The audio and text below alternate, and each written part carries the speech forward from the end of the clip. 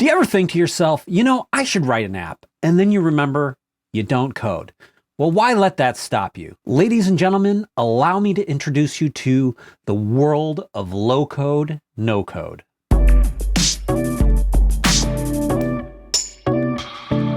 Hey everybody, this is Chris Brandt here with Sandesh Patel. Welcome to another FUTRtech video podcast. Today, we're talking with Eoin Hinchy, CEO and founder of Tines, a no-code, low-code platform that is designed to be the glue that holds all of your disparate pieces of security together. Automation is critical for running a successful security organization, but finding people who have security and coding skills can be difficult. Plus, writing code can be enormously time-consuming. Tines promises to solve that problem, giving you a way to rapidly automate your environment without having the burden of maintaining a lot of complex code. And Eoin is here to tell us all about it. Welcome, Eoin. Hey, Chris. Hey, Dish. Thank you guys so much for having me. It's great to be here. So, Eoin, thanks so much for coming on. I'm really excited to talk to you about Tines. I think it's a very cool concept. But before we get into that, can you just give me a little bit about, what was it in the market that you saw that was missing that sort of inspired you to, create this? I'm a first-time entrepreneur, first-time founder. Before founding Tines about 4 years ago, I spent the guts of 15 years working in enterprise security teams. So primarily technical roles like incident response, security operations, threat hunting, security engineering, those type of roles. And I was running or helping to run a security team for a company called DocuSign. We had a really great team, very talented security practitioners, all knew their jobs inside out. However, as that company was growing, and frankly, as our ability to detect malicious behavior in our environments was improving, the amount of repetitive work on my team's plate was also increasing. And by repetitive work, I mean that kind of like undifferentiated, but very necessary heavy lifting, like responding to phishing emails, running down antivirus alerts, making sure that cloud infrastructure was compliant, etc. And when we benchmarked it, we found that about 80% of my team's time was spent doing something they'd already done that day. And apart from that just being really, really disappointing from a people manager's point of view, it's also, frankly, the reason we invented computers, right? People were not designed to do this repetitive work over and over again. That's why we designed computers. Our challenge was that my team were security practitioners. They weren't software engineers. And so although one or two of them could have written a bit of Python or a bit of Bash here and there, we didn't want literally the company's most mission critical processes hanging off these scripts that were hard to manage, didn't scale, etc., and were written by actors. And so in about 2017 or something like that, we started looking around for tools that we could buy. Platforms that we could buy that would allow these people that knew their jobs inside out automate their repetitive manual tasks without having to write code or without having any requirement to know how to write code. Long story short, we couldn't find it. We looked at about a dozen different platforms. All of them were either too hard to use, they weren't flexible enough, or they still required some sort of scripting ability. And so I found at times really to build the platform that I wished had been available for my team. And essentially that boiled down to a platform that would allow anyone, regardless of their technical background, automate their own work, their own repetitive tasks without having to write code. And so that's where the whole concept for Tines came from. What is low code, no code? What is that whole category? That's a really good question because it is, I think, becoming a little bit of a marketing buzzword. Every platform that you see out there now, it kind of has to have some sort of low code, no code capability. It's like machine learning and AI like 5 years ago. You had to have it. But I think the movement behind no code, low code, and the intention of the movement is something that's extremely admirable. And essentially it boils down to the belief that people should be able to produce the output that is traditionally only possible through writing software, through writing code. And the kind of work I'm talking about is things like building websites, modeling data, or in our case, automating processes. And as you guys know, these are the type of skills that are becoming increasingly important in the modern workforce. It's impossible to find people. Right, impossible. because and also it's unrealistic, and it's unfair to expect people to spend 4 years in college and then 5 years in experience to learn those kind of skills that you are required to write enterprise level software. And so the whole intention behind no code, low code is to enable those people who are doing other jobs produce the same kind of output that would traditionally only be produced by software engineers without the requirement to know how to write code. Another big, buzzword that we hear all the time is RPA, and how is this distinct from RPA?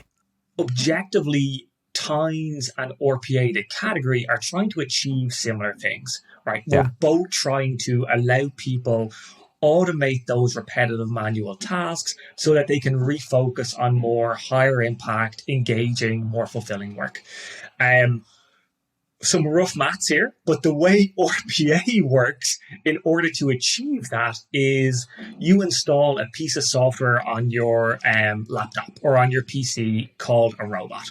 And that robot observes what you're doing. It observes how you're doing your manual work, and then it imitates it. It replays it in order to automate those processes.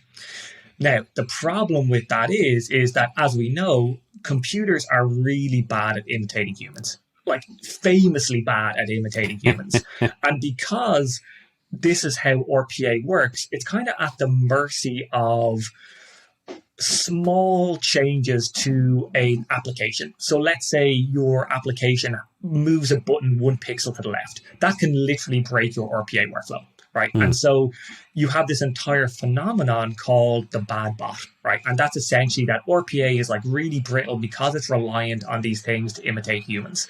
And so what you see is that about 20% of RPA workflows break or they fail in some way, shape, or form. Now, that's not a huge problem if it's for non-mission critical or not super urgent work like, let's say, accounts payable, right? It doesn't really matter that much if your supplier is paid an hour late because your automation broke down, right? 20% of the time. In security or other mission critical processes like engineering, IT, employee onboarding, those type of areas, you really can't afford to have your things fail 20% of the time, right? If you miss 20% of your cyber attacks, your business is literally out of business, right? And so what Times does is we try to achieve the same things, but using a very different underlying technology framework. So instead of us observing humans and then imitating them, the way Times works is we provide a platform that's extremely easy to use and extremely easy to learn that allows those same people who are clicking and doing the manual work actually build their own automated workflows in a kind of programmatic way. So if you can imagine drawing your process on a whiteboard and connecting these individual boxes together, that's how Times works. So like Visio or like OmniGraffle or any of those other tools, you drag and drop the individual steps of your workflow onto Times and you connect them together. And so then Times, instead of interfacing with like user interfaces and so on, Times interfaces with the APIs of these target tools. And so it's much more robust, it's much more scalable, it's much faster, and it can handle a much higher degree of complexity than your typical RPA workflows. And because we're using this very different underlying technology framework, we can commit to much higher robustness. So we'll agree to like SLAs for our customers and so on. And so our users can trust us for literally their most mission critical workflows like security operations, like engineering, like IT, and so on. So just to sort of summarize that, it seems like a good way to kind of frame it maybe is like RPA works through the GUI of an application, whereas low code, no code is interacting with the APIs, which have, obviously different functionality than maybe even a GUI might have, right? Absolutely right. And so it's easy to forget that, RPA tools began to come on the market in like the mid noughties, right? And at that stage, APIs were in a very immature place, right? Like SOAP was just about becoming like well adopted. And so now you have entire categories, entire businesses who are just building APIs. And so the actual technology has advanced so much in the last decade that it enables tools like Tines to produce the exact same outputs as RPA, but in a much more robust, scalable, secure way. So tell me, like, why did you choose to focus on security? I mean, obviously you have a security background, but I mean, if you're building a low-code, no-code platform, you could kind of, tackle any problem in business, but you're kind of focused in the security space. So, and it's not just security, right? It's actually security workflow automation. So it's even a niche inside a niche. And so the reasons for picking security, you definitely touch on one of them in that, I was working in security. I had a good network in security, but there's many other. I think the three main reasons are: one, if you think about the problems we're solving at a really, really high level, it's kind of there's too much work and not enough staff, right? That's really the big problems that we're trying to solve here. Security feels those most acutely amongst any team in the enterprise, right? There's this massive cybersecurity skills gap. It's impossible to find staff. And then when you do find staff, you have them doing the same things over and over again. They get burned, they churn, and they go somewhere else. And so there's this huge problem of like finding security talent. The second reason is security has this hugely fragmented technology stack that it's dependent on, right? So the average number of security tools that a security team has access to is 75, right? That's the most of any team in an enterprise. And that's up from 50 like 2 years ago. So it's only increasing. And it's impossible for like a human or an analyst or a security engineer to be able to handle all those tools, to take the data from all those tools in any kind of like meaningful way. And so Tines acts as the kind of arms and legs or the glue between those various tools. And then finally, I think the other reason that was important to us is almost quite personal. And that's to the fact that, I worked in security for 15 years. I have a lot of friends that work in security, and I loved my job working in security teams. And it, like, on the face of it, security should be the best job, right? It's an incredible position to work in. You, for the most part, have decent budget. You get to work with bleeding edge technology. You get to kind of collaborate with any team across the entire company. You're constantly learning. And like, without putting too fine a point on it, like you're trying to defend your organization from these bad guys. It's almost like cops and robbers, right? Like it's this kind of like very primal good versus evil concept. But that's not what it's like. It's actually really, really, really hard. A quarter of CISOs self-medicate. It's an extremely stressful job. And I'm not saying that like by rolling out automation, all these problems solve, but genuinely, security can have, or automation can have a real meaningful impact on the day-to-day welfare of security teams, right? If you're automating response to 99% of your alerts, you have time to breathe, to focus, to work on fun, engaging projects. And then when you do have a big incident, you're not completely exhausted and jaded after handling all these other like kind of like low level, low priority alerts. And so those are the kind of three main reasons that drew us to security. But you're right, there's nothing within Tines today that says this is strictly limited to security. And about 30% of our customers are already using the platform outside security. But securities will always be our home. It's funny. It's like it feels like when you get hired as a CISO, it should come with a Lexapro prescription, right? I mean, but you talk about two really important things that we see constantly in the market right now. So I just want to validate what you're saying there. I mean, like one is the skills gap. The skills gap is absolutely brutal, and when you get outside of Silicon Valley here in the U.S., it's the amount of people that can do these jobs decreases dramatically, and hiring is a huge problem. And the other piece of it is what you mentioned too, is that it's the quality of work. And when you talk about security people, it's exactly what you said. They want to do that kind of meaningful security work, but what happens is they get stuck building boxes and installing things and doing this and reading through yet another, runaway set of logs and notifications and stuff like that they can't stand to look at one more day, and that's really hard. So you tend to see security people going to security companies just because it's I want to just do pure security work, right? And the other thing you mentioned too is that the idea of this incredibly fragmented security market, which is brutal for people. We talk to people all the time who are saying, I just need fewer security tools. I just can't add another one to the stack. And like you said, we went from 50 to 75 in a year. I mean, that's a big jump. And we see it. Yeah, I think you're absolutely right. And just to go back to 2 points there, I think, we've all seen the numbers that are kind of bandied around the number of unfilled security jobs there's going to be by the end of 2023. Personally, I take those numbers with a pinch of salt. But what I do know is it used to take us between 6 to 9 months to hire a senior security engineer. And then when we'd find that person, we'd immediately have them trained up for about 6 months. They'd be fully ramped after kind of 9 months to 12 months. And then the average tenure is 18 months. Right. And so you're in this constant chain. And unless you're giving these incredibly talented, incredibly clever, and incredibly well compensated people meaningful work, they're just going to go somewhere else, right? And get a 20% pay rise, work from home, and just do the same thing again.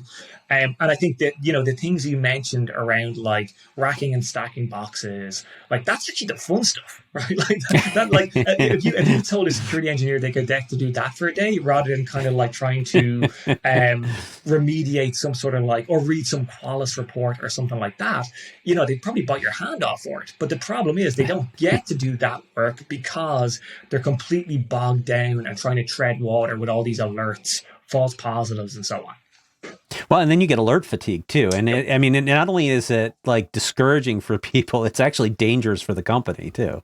Yeah, absolutely right. Absolutely right. And the problem I think is that, you talked about the fragmented stack there and the people's desire to kind of reduce the number of tools that you're using. I don't know how realistic a desire that is anymore, or how achievable a reality that is, right? I think the way the threat landscape is changing, the amount of tools different people have access to, the breadth of data that a security team is required to get their hands on, I think it's unrealistic to expect any one vendor to have a portfolio broad enough to address all those things, right? You kind of have to almost embrace that best in breed approach, which is why you're seeing such a fragmented stack, because now you need the best EDR, and now you need the best SIM, and now you need the best DLP tool, and now you need the best firewall or zero trust, whatever it is. And so the problem is that when one of those tools creates an alert or one of those tools creates an event, it lacks so much context. Right. So let's say your EDR tool, for example, fires an alert because it found a malicious binary.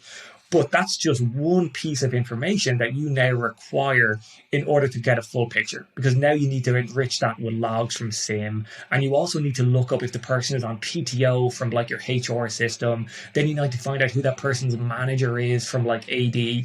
And so you have this requirement to take the highly accurate single data point from one system, but then you need to contextualize it with all this other data. And humans just can't do that. Certainly can't do it across 75 tools or a subset of those 75 tools. And that's why we think automation is becoming so much more important. Yeah, I think when we look at a lot of organizations, they have a lot of tools, but I think the big problem is they don't operationalize security. And I think sometimes, leadership gets into that trap of let's just buy another tool. If we miss this, let's find a tool that'll catch that, right? And then that just adds another one to the stack. But the real problem was that they haven't operationalized security effectively, so that they're, effectively looking at these things and reporting on them, and and reporting back to the user base too. And out of your interest, Chris, when you talk to those people, what's the kind of first one or two things that you recommend? Like when you come across that, hey, this company hasn't operationalized security, what do you recommend? I'm sorry, I've turned into the interviewer all of a sudden. No, that's fine actually, because it is an interesting question. It's a really good question because half the time I would say we say it may be a good opportunity to look to get into a managed service for your security, because you can't hire the people to do it. You don't necessarily have the skill sets, and what you've exposed to is, even though you have these 75 things, you've still got gaps, right? So how do you fill that gap? And that's more or less practical for different organizations. But yeah, I mean, there's not a lot of great ways.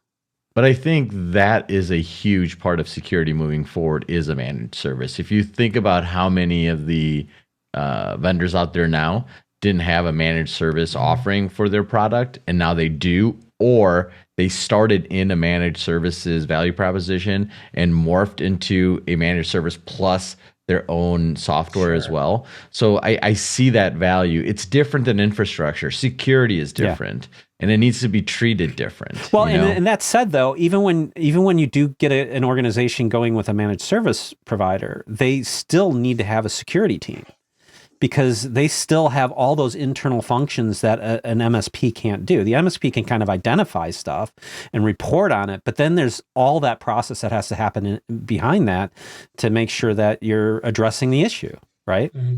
I think that's absolutely right. I also think that it's becoming inevitable that a lot of the work that's currently on a security team's plate, whether that's like, making sure infrastructure is compliant, or ensuring that they're getting their SOC 2, or that all alerts are like remediated properly, a lot of that stuff is actually out of the control of the security team. Right? Because it's the cloud infrastructure team who actually have access to that EC2 instance or that S3 bucket or whatever it is. And it's the IT team who manage the endpoints. And so I think, I don't want to use the term shift left, but I do think there's a blurring of the responsibility lines between like security and some of these interdependent teams. Yeah. Well, and also you guys also have to consider too, like when you're talking about attacks, I mean, because what we're talking about here is like MSPs, somebody managing that to handle an attack, right? But not all of security is just attacks. I mean, there's all of the like, hey, we got to roll code out, and we've got, on-prem, we've got cloud, and we've got SaaS things that we got to roll code out to. Is this code compliant? Are we following best practices? Are we doing, putting things in the right place at the right time? There's just a lot of other stuff that has to go into it too. So, I mean, as much as I think you can kind of get people rolling in operationalizing the security, there's just a lot more to it that you can do. And I think the best thing you're going to get out of some of that is just get some time back to solve some of the other problems, right? Which is, I think, where the low code, no code falls into line too, because it's all about just recovering time so that you can do high value work that's really going to protect you, right? Absolutely. Obviously, we talked about a couple cool use cases, that you've got going on, and I think it's interesting because, like, I could see the value of, like, a system throws an alert, and that's a phishing attack, and you have to automate the process of like reaching out to that end user and educating them, cleaning up the mess that they made, maybe even blocking them and getting the logs and, like starting the whole forensics piece. I mean, there's like, I could see how like having that ability to just kind of instantly do it gives you just an advantage of speed, like allows you to scale much more effectively. Could you talk to some of those, how people use this? I should start by saying that the average Times customer will roll out about 20 production use cases in their first year. And we have lots of customers who will have over like 100 production use cases. We call them automation stories. And not a single two of those use cases will be exactly the same. They'll all be like slightly different, slightly customized for those organizations. We do see a lot of kind of like broad categorization of automation stories. So things like, for example, phishing, where you manage the abuse inbox and you extract all the IOCs, you make sure that it's legitimately a phishing email. If it is, you clear it out from all the inboxes, etc. We see things like threat intelligence use cases. We see things like employee onboarding use cases. I have there's probably two that I have a bit of a soft spot for, like two categories that I like the most. And the first is around automation that gives back to the community, right? I love the idea of once you've completed a use case, then sharing your knowledge back to the community. It takes a village, as they say. And so one of our customers uses Tines to respond to EDR alerts. And so EDR is like your endpoint alerts.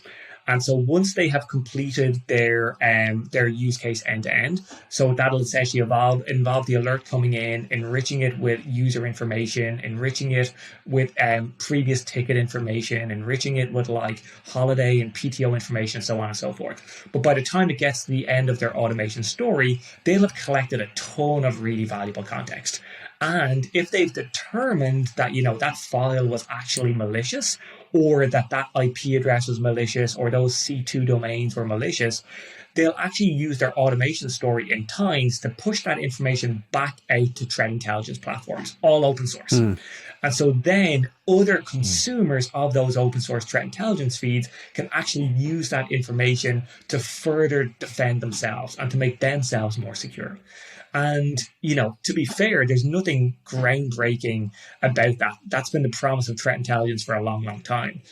Yeah. What I've seen is that threat intelligence, it doesn't really work because people are too bandwidth constrained to actually share that peer-reviewed information with other companies. But by using automation, there's no additional manpower required in order to share those IOCs. And so you're actually implementing automation that's benefiting the community at large. So that's kind of like the first broad category. The second broad category is, I guess, can be summarized by kind of calling it automation that increases security engagement with the rest of the company. And so, security has this reputation as being like a really siloed team, right? Like they just sit by themselves in the corner and don't talk to anybody. And if you get an email from security, corner. Yeah, exactly. Yeah. And if you get an email from security, it's time to freak out, right? But, right. I love the idea of like automation actually breaking down those barriers, like making the security team more approachable. And so one of the use cases that we see our customers implement that does a great job of this is around like threat detection of out of compliance infrastructure. So let's say, for example, you receive an alert from Lacework. So Lacework is a kind of cloud security management company. They're one of the partners we work with a ton. And if let's say you receive an alert from Lacework that says, hey, we've detected an EC2 instance that's out of compliance, right? That alert, rather than just going to the security team and the security team having to go and hunt down this person, instead what happens is the Lacework sends the alert to Tines. And the end users have built this automation workflow that essentially enriches all that information, right? So it finds out who the owner of the EC2 instance is, how long it's been up, if it's got SG buckets attached to it, all these kind of like really valuable pieces of information. And it might also then decide, actually, you know what? After we've found all this and enriched this and done all these decisions, it turns out this isn't actually a threat. We can ignore this and we don't even need to bother the person that spun it up, right? So you're immediately kind of ingratiating yourself with the person. And if you decide, actually, you know what, this is actually a little bit bad, we should notify this person. What you do is you ping the person on Slack, right? And the person on Slack receives this message from Tines saying, hey, look, we've received this alert related to an EC2 instance that you spun up 2 hours ago. Here's all the information we know about it. Here's why we think it's bad.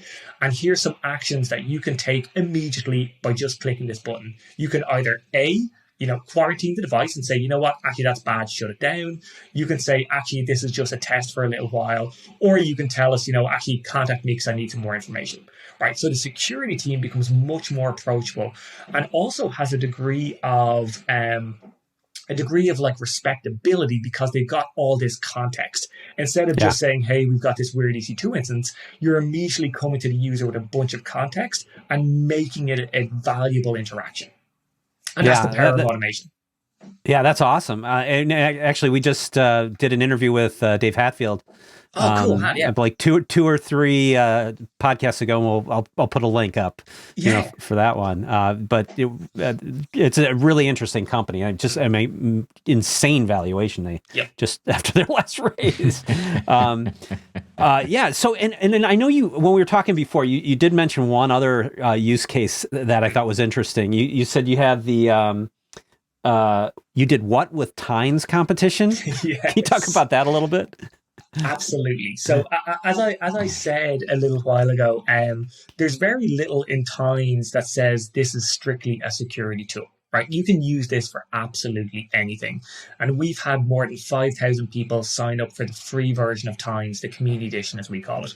And that's everything from security researchers to CISOs of Fortune 5s, right through to students. Anybody can sign up and access the fully featured version of the platform. So one of the cool things we do to kind of shine a light on some of the wackier and zanier use cases of Tines is we run a competition called You Did What with Tines. And essentially it's free for anyone to enter. And essentially you just build an automation use case that can be security related or non-security related. And we get all kinds of incredible things that people build using our tools. And it can be everything from, finding the right flights at the right time for the cheapest cost, right through to things like turning on your Christmas lights when you come home. We just ran a winter competition a couple of months ago, and the winner had built a shift handover bot that was based on, the old Tamagotchi toys. And essentially it was called Hand Over a Gotchi or something like that. I butchered the name. It was much more clever than that. But essentially what it did was it kind of gamified a shift handover process between security teams. And if you did a great job with your shift handover, the bot was really happy and you got kudos. But if you didn't do your shift handovers and you missed a few in a row, this bot would get really angry. And I thought that was just incredible. And I'll share a link with you guys for the actual use case after this call. Oh, that's awesome. Yeah. Awesome. I can't wait to see that. Being located in Dublin, what's been your experience? I know you're a first-time founder here, but starting a cybersecurity company, ground up in Dublin, how is that experience, especially trying to come into the US market? Oh yeah, that's a very serious question. But it's a really, really good one. So I think the world is getting smaller and smaller, right? Every day the world gets smaller and smaller. I think I had the distinct advantage of I had spent the guts of 2 decades working for big US companies from Hewlett-Packard, eBay, PayPal, DocuSign.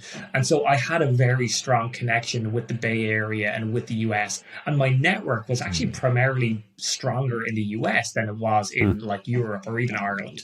And so when I founded Tines, all our design partners, all our initial customers, all our POC users were actually based in the US. And even today, about 90% of our customers are in the US. The pandemic probably came along at a fortuitous time for us, and I know that sounds ridiculous, but it kind of leveled the playing field for us quite a bit. And so even when we were competing against companies who were in the Bay Area, it didn't make that much of a difference because everybody was on Zoom, right? Nobody cared where we were, except for my thick Dublin accent. Today we have people That's a benefit, by the way. That's a benefit, and you know it. You know it. Come on, yeah. I've actually got a really thick American accent. I just put on this Irish accent to to ingratiate myself with people. It's working. Go with it, bud. Go with it. That's a deal closer. But today, we're nearly 100 people globally. 50% of those are in the US. So everything from as far west as the Bay Area, up as far northwest as Vancouver, BC, and all the way across to New York and Boston. And so it's not a big deal now at all. And honestly, it never really felt like that much of a barrier. I think people just care about using the best product, and they don't really care where it comes from or where it's built. And Ireland has really been making a name for itself in the tech sector too. I mean, there's a lot going on there right now. Yeah, absolutely. There's an extraordinary amount of of advantages you get from being based in Ireland. 19 of the top 20 tech companies in the world have their European headquarters in Dublin.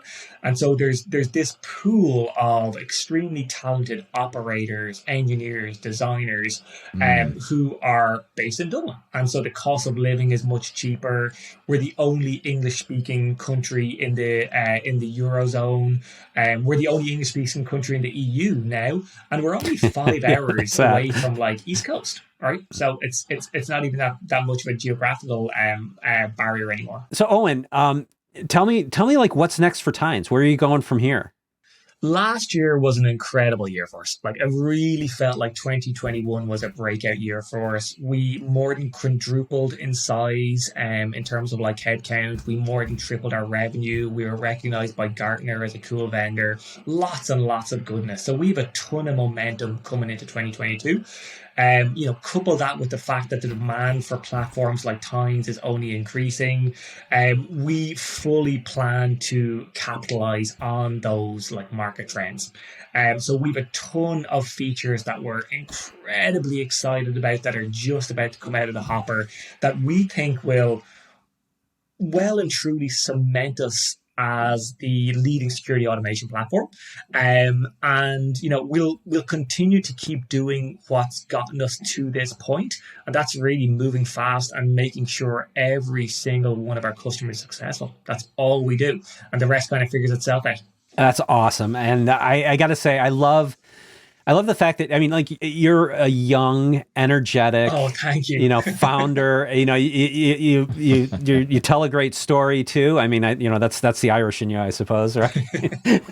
You got that. You do the whole old Dave Allen thing, where you have a cigarette and a whiskey. I don't know who that is, but I'll assume it's a compliment. It's a very big compliment. He's an old comedian who used to have a show.